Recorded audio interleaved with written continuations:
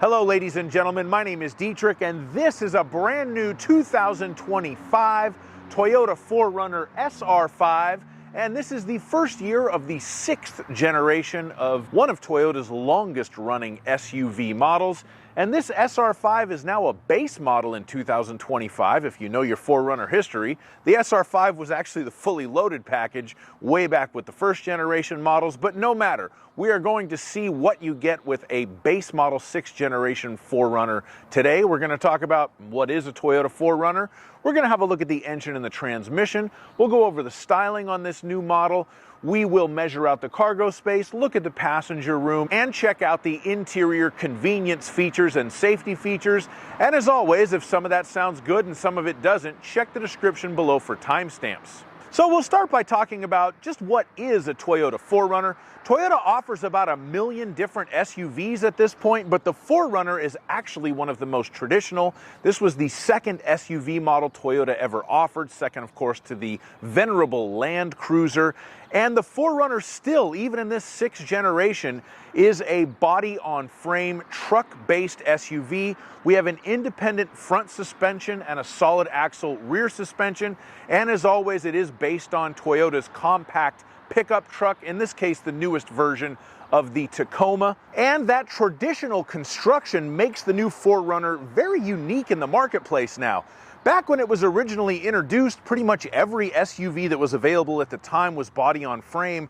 Now practically none of them are. So you can look at this as a very traditional old school vehicle, but with some significant updates for 2025, which leads us to the engine and transmission.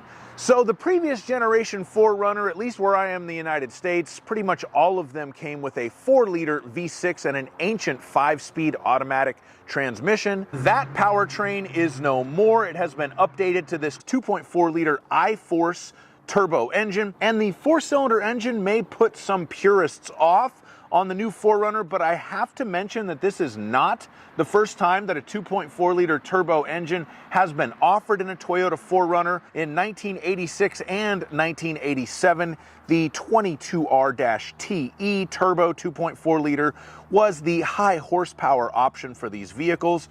So for all of you claiming that this is not a proper engine for a 4Runner, it has been done before. All new 4Runners for the 6th generation will be equipped with an 8-speed automatic transmission. Part-time 4-wheel drive with a 2-speed transfer case is an option. It's an option this vehicle is equipped with. It added $2,000 to the price. And eventually a hybrid model will also be available on the 6th generation 4Runner.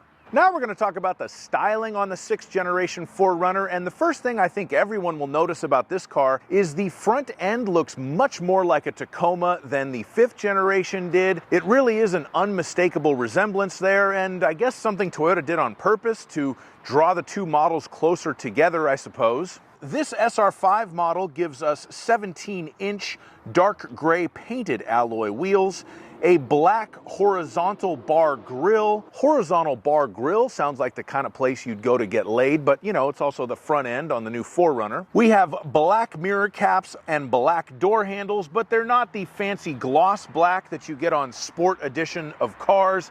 They're more kind of plasticky black, but they still look nice. We also have the matte black badge inserts on this particular model. That is a $65 option, and those adhere to the stamped logos.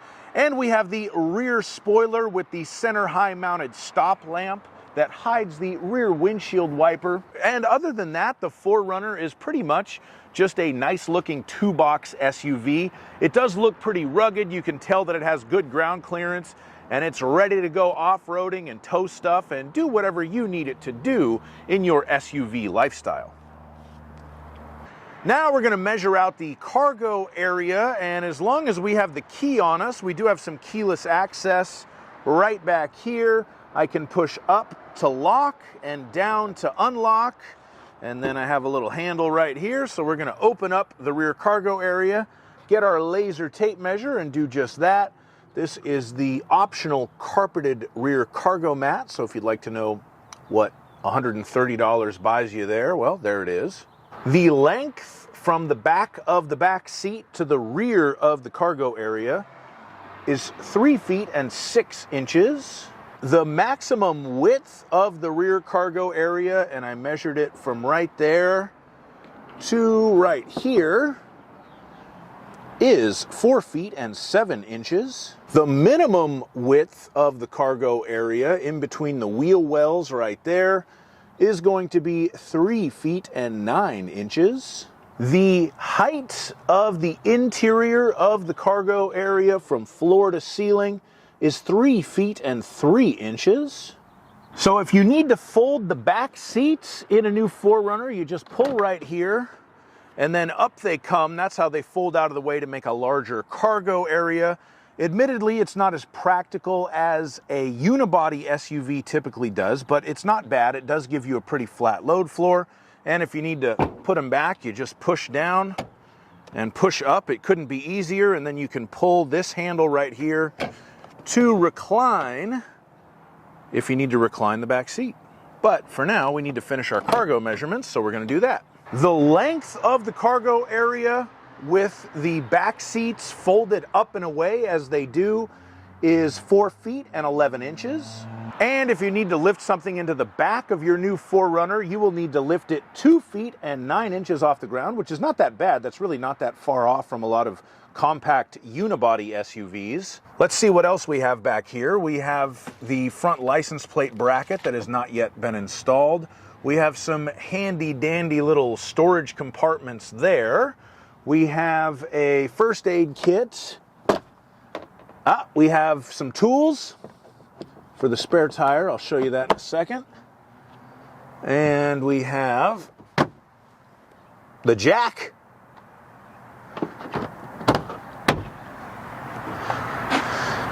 And the spare tire is right underneath the vehicle. So that is the cargo area in a 6th generation 4Runner. Now we're going to check out the passenger space in the 6th generation 4Runner. And for this test, I will use myself. I am 6'5", so let's see if I can sit behind myself in this car.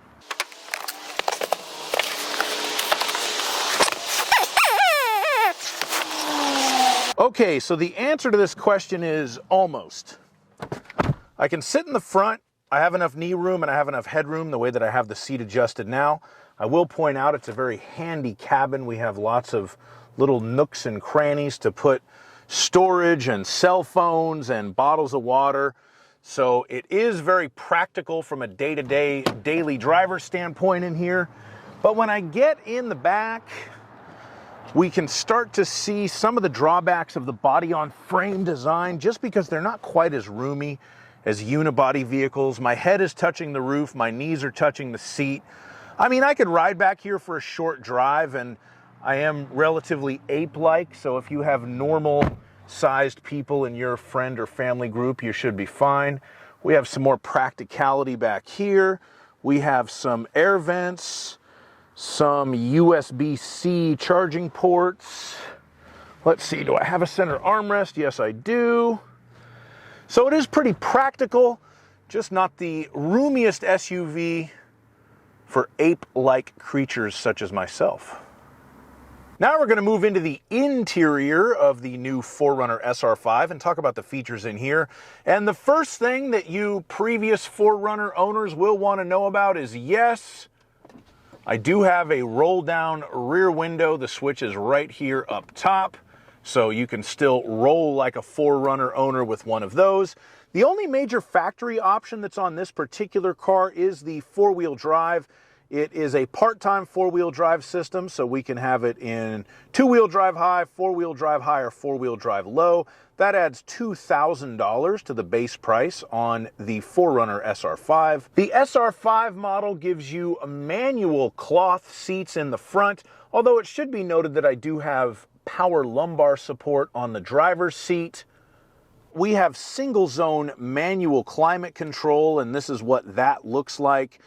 It does its job. It'll keep you warm or cold, but it's not so fancy. We also have a manual rear view mirror. So there's not a ton of fancy stuff in here, but we do still get some good stuff.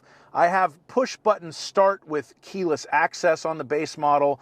That's cool. We have an 8-inch touchscreen, and you can get a kind of connected navigation system if you want to subscribe to it. But wireless Apple CarPlay and Android Auto are standard as well. So you can just use your phone for navigation, entertainment, all that fun stuff. If you have a data subscription, you can listen to Apple Music or Amazon Music in the car. And in the radio area, let's turn that down so we don't get a copyright strike. We do have FM, AM, and Sirius satellite radio included, even on the SR5 model, so that's nice. We do have a digital gauge cluster in the SR5 model. It is a 7-inch unit, and we can see various things on there, what our stereo is doing, trip computer stuff. We can change settings. We'll look at that in a second. So if you get a more fully loaded model, you get a bigger screen, but this unit works fine for a base model.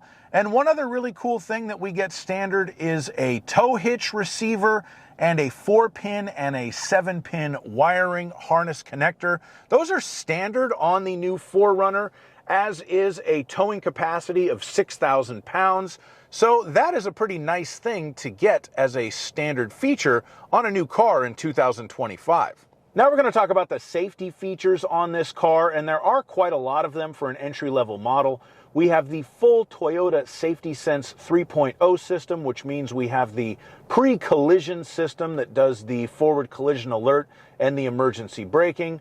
We have lane tracing assist and lane departure alert with steering assist. So if the car's camera can read the lane lines that you are in, it will try to help you keep you in your lane. We have automatic high beams and road sign assist, as well as dynamic radar cruise control, standard, and proactive driving assist, which is the most Toyota thing ever. The proactive driving assist, if it thinks you're approaching traffic or a curve too quickly, it will automatically slow the car down for you. And I'm showing you how to turn that off on the screen right now. We also have blind spot monitoring. That's the lights in the rearview mirror with rear cross traffic alert and trailer merge warning. And we have front cross traffic alert and trailer sway control. So not only does Toyota give you the trailer hitch as standard on a new 4Runner, but they give you some nice electronic safety systems to help you tow more safely. Thank you so much for watching my review of this 2025 4Runner. I will do a more extensive review with a test drive and everything at some point in the future. This is literally a brand new car. It just came out, so I don't want to put too many miles on it for the future owner, who I'm sure will own it very soon.